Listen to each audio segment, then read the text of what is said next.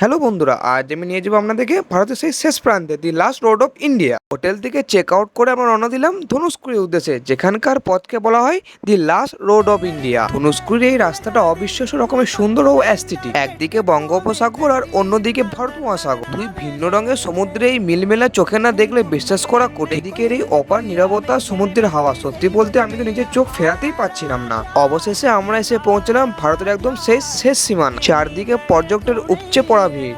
এই সেই শেষ জায়গা যেখানে দাঁড়িয়ে শেষ হচ্ছে ভারতের ভূখণ্ড। চারপাশের এই সীমাহীন সমুদ্রের সৌন্দর্য মনকে এক অদ্ভুত শান্তি দেয়। এত ঘোরার পর পেটে তো তখন আমাদের ছুঁচু টান মারছে, তাই দুপুরের লাঞ্চের জন্য আমরা চলে এলাম একটা লোকাল সি ফুড হোটেলে। ধোঁয়াটা গরম ভাতের সাথে একদম টাটকা মাছের ঝোল আর ডাল, উফ!